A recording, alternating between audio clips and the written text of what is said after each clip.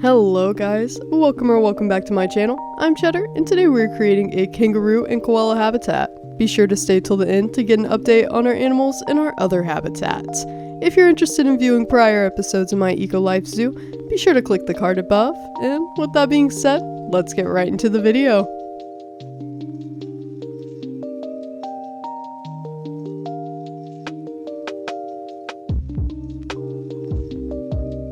Now, to start off, I finished up our staff area off screen, and I must say, it looks pretty cool.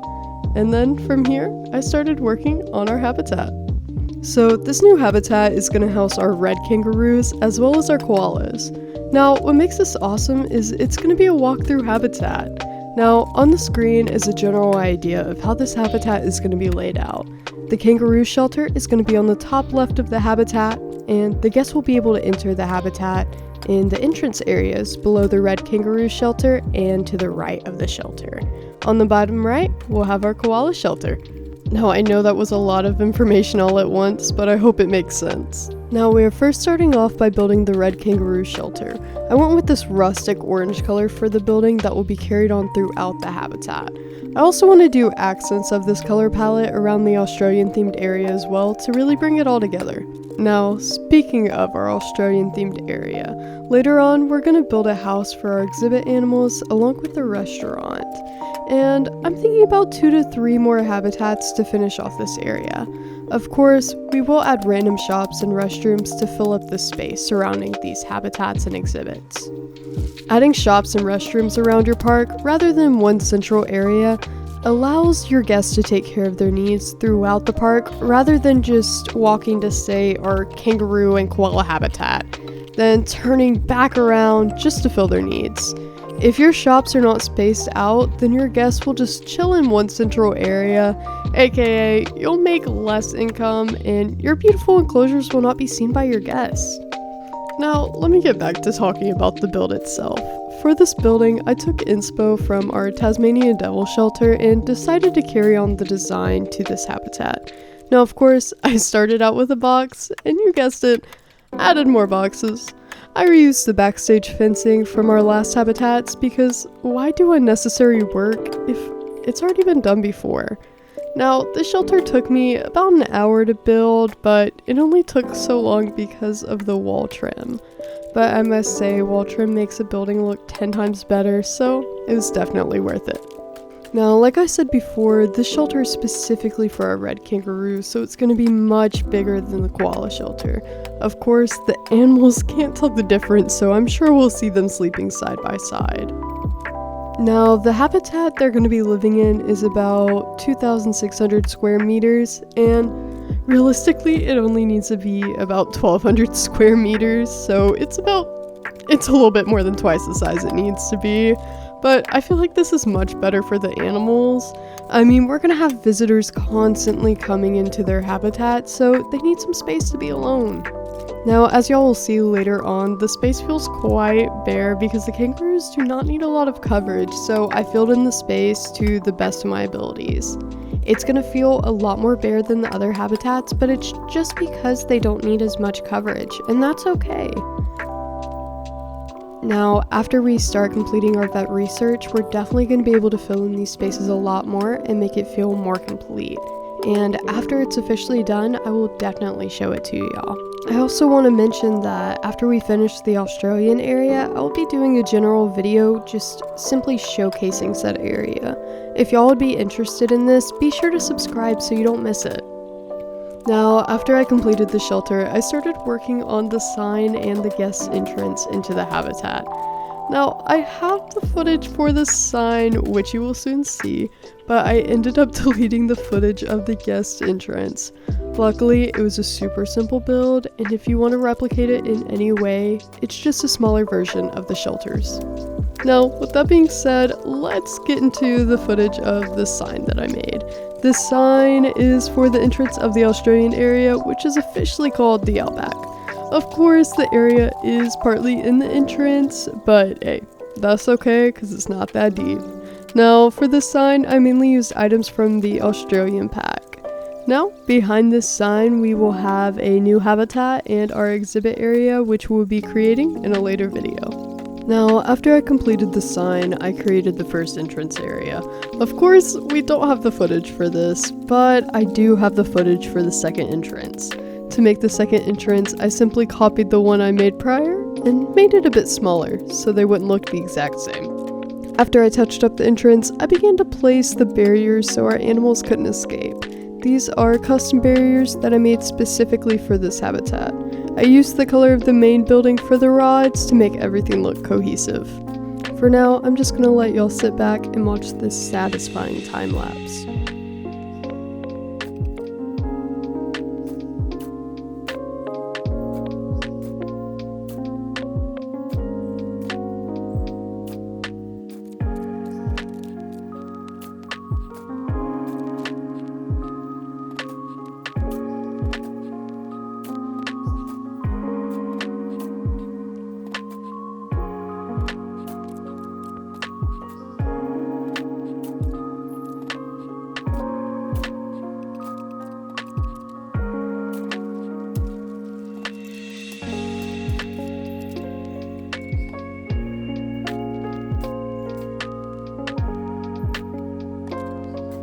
Alright guys, I'm back. I know you missed me.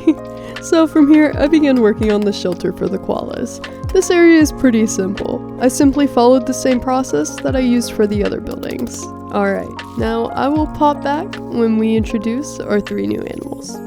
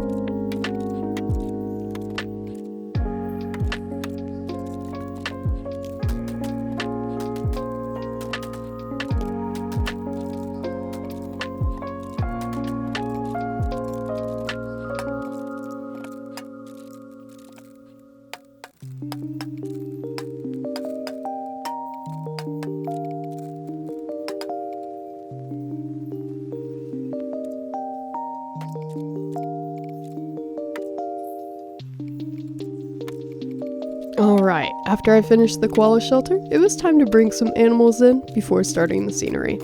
Our first new animal is George, who is a male brown-gray quokka. Next up, we have Alkina, who is a female gray-brown kangaroo. And last but not least, we have Darna, a female orange-gray kangaroo. Okay guys, now it is time to start on our scenery. Like I said earlier, red kangaroos don't need as much coverage, so we're quite limited with how much foliage we can place in the habitat. Luckily, we can fill in the bare areas with enrichment items over time. Now, I started off by lining the barrier with bushes to just make it feel more complete. Next, I began adding in some pathing to replicate where I believe the animals would travel in the habitat, and I also worked on fixing our terrain. And while I was working on the pathing, I placed down the necessities and some enrichment items for our animals. Then from here, I moved on to adding in trees so that our koalas could have somewhere to climb. I then added in some foliage around the tree trunks to make everything feel a bit more cohesive. The most challenging part of this habitat is that koalas and red kangaroos don't actually live in the same biomes even though they are compatible. Red kangaroos live in grassland and desert biomes, while koalas live in temperate and tropical biomes. Due to this disparity, I was constantly switching between the koala and red kangaroo habitat tabs to make sure that the foliage was compatible with both animals. This made this habitat quite a bit challenging, but I feel like it also made it really fun for me. Overall, this habitat probably took me 8 hours to complete, so as you can tell, I cut quite a lot out. Remember, when building, take all the time you need. It's not a race. It's just a game. Now, if you've made it this far, be sure to hit the like button. And while you're down there, don't forget to subscribe. Doing so really helps me reach others who could also enjoy my content, and I would greatly appreciate it. Now that I'm done with my not so subtle plug, I'm gonna show y'all the 4 new animals that will be in this enclosure, plus a nice little surprise. Along with this, I'm gonna give y'all an update on our Tasmanian devils and our quokkas. Now if you have any name suggestions for our red kangaroos, koalas, Tasmanian devils, quokkas, or potentially one of our future animals, be sure to leave them down in the comments. Alright, and now it's time to introduce our 4 new animals. First up is Sophia, who is a female dark brown-gray koala. Next up is Abigail, a female brown-gray koala. Our third new animal is Paul, a male pale orange kangaroo. And our final animal from the Trade Center is Marley, a female gray kangaroo. As a bonus, we have Tua, who was born while I was getting shots of our quokkas and Tasmanian devils. His parents are Paul and Alkina. Okay guys, now it's time for a zoo update. First, we're going to take a look at our quokkas, and I have some amazing news. We now have 4 new baby quokkas. First up is a female quokka named Kira. Her parents are Potato and Tucker. Next is Clara. Her parents are Lewis and Anala. Third is a female quokka named Mango. Her parents are Bonseal and Chai. And last but not least is Koa, who is a male quokka. His parents are Bonsai and Lewis. Now this is our current quokka family tree. As you can see, it's gotten quite complicated, so we need to bring in some new quokkas from the Trade Center to mix this up, and we'll be doing that in the next episode. Right, now it's time to move on to our Tasmanian devils. So, bad news, all of our devils died while I was building the new habitat and did not have any offspring, so now we have 3 new Tasmanian devils, yay! I do want to mention that we also lost Akira, one of our first quokkas. With that being said, let's have a quick moment of silence. Now let's get into our animals that are actually alive. First up is Oreo, a female devil. Thank you to Anori Crown for your suggestion. Next up, we have Monty, who is a male. And last but not least, we have Tuck, who is also a male. And just like that, we've made it to the end. Thank you guys so much for watching. If you've made it this far, be sure to hit the like button. And if you'd like to keep up with EcoLife Zoo, subscribe so you don't miss anything. In our next episode, we'll be introducing some brand new animals into our zoo.